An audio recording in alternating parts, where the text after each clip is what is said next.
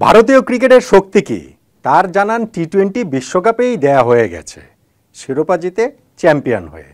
জিম্বাবুয়ের বিপক্ষে সিরিজটি ভারতীয় ক্রিকেটের শক্তির গভীরতার জানান দেওয়ার উপলক্ষ ছিল এবং সিরিজের প্রথম ম্যাচটা যখন তারা হেরে যায় তখন সেটা কিন্তু প্রশ্নবিদ্ধ হয়ে গিয়েছিল। তবে এরপর দ্বিতীয়, তৃতীয়, চতুর্থ টি-20 ম্যাচ টানা জিতে নিয়ে এক ম্যাচ হাতে রেখেই সিরিজ জয়টাও ভারত নিশ্চিত করে ফেলেছে। চতুর্থ টি-20 ম্যাচে জিম্বাবুয়ের বিপক্ষে তাদের যে দাপুটে জয়, 10 উইকেটের যে জয়, সেইটার সঙ্গে অবশ্য দ্বিতীয় টি-20 ম্যাচে তুলনা করতে পারেন, যেখানে ভারত আবার 100 রানে জিতেছিল। দুই জয়ের মধ্যে কোন জয়টা বেশি দাপুট হয়েছিল সেই আলোচনা হতে পারে, কিন্তু জিম্বাবুয়ের তুলনায় যে ভারতের এই রিজার্ভ দলটাও, যদিও তাদের দলে এখন আরও ওয়ার্ল্ড চ্যাম্পিয়ন 3 জন যোগ হয়েছেন, সেটা যে অনেক শক্তিতে এগিয়ে রয়েছে তারই প্রমাণ তারা আসলে দিয়ে দিয়েছে। এখন এই অবস্থা থেকে আর যদি লাস্ট ম্যাচটা ভারত হেরে যায়, সেটাকেই বোধহয় অঘটন হিসেবে বিবেচনা করতে হবে নাকি।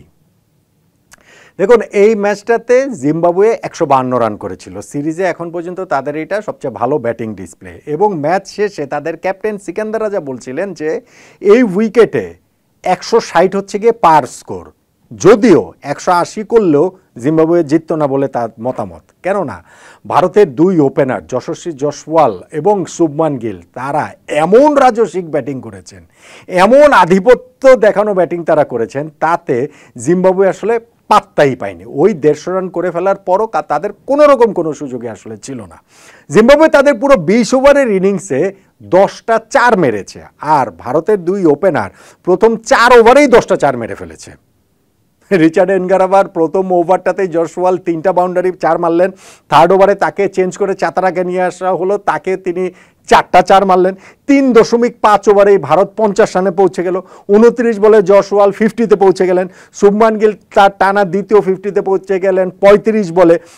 এই উইকেট চুটি ব্যাটিংয়ের সময় একটাই শেষ দিক দিকে আলোচনার বিষয় হয়ে দাঁড়িয়েছিল যে জয়সওয়াল সেঞ্চুরিটা পাবেন কি পাবেন না।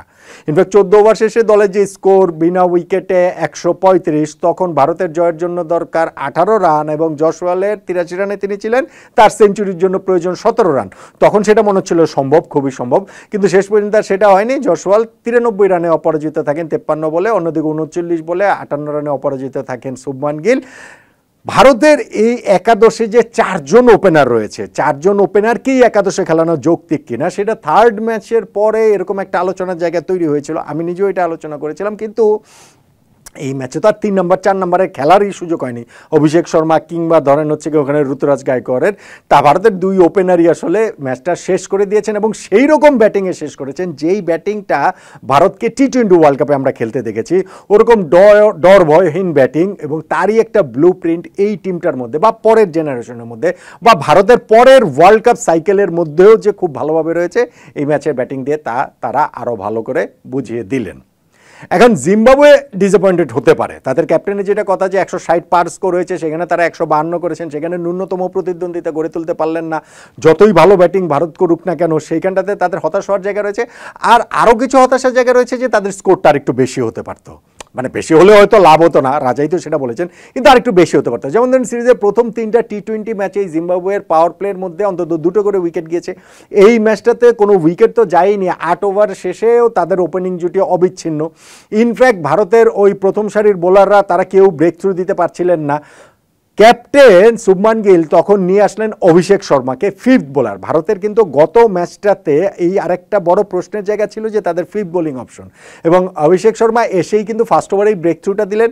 পরের ওভারে আরেক 5th বোলার, মানে 5th বোলিং কোটার আরেকজন শিবম দুবে, তিনিও বোলিংয়ে এসে তিনিও ফার্স্ট ওভারে আরেক সেট ব্যাটসম্যান জিম্বাবুয়ের আরেক ওপেনারকেও তিনি আউট করে দিলেন।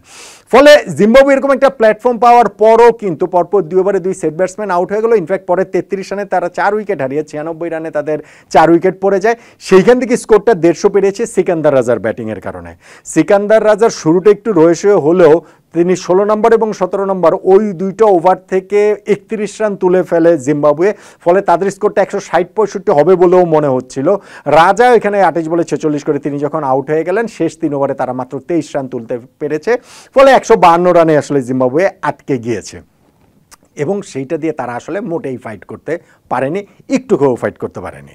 সিরিজটাতে ভারত এক ম্যাচ হাতে রেখে, প্রথম ম্যাচ হেরে যাওয়ার সত্ত্বেও এক ম্যাচ হাতে রেখে তারা 3-1 ব্যবধানে এগিয়ে গেল এবং সিরিজ জয়টা নিশ্চিত করে ফেললো। এখন যে লাস্ট টি-20 ম্যাচ, আমি শুরুতে যেটা বলছিলাম, সেই লাস্ট টি-20 ম্যাচে যদি ভারত জিম্বাবুয়ের বিপক্ষে না জিততে পারে, সেটাই তো বড় অঘটন হিসেবে বিবেচিত হবে।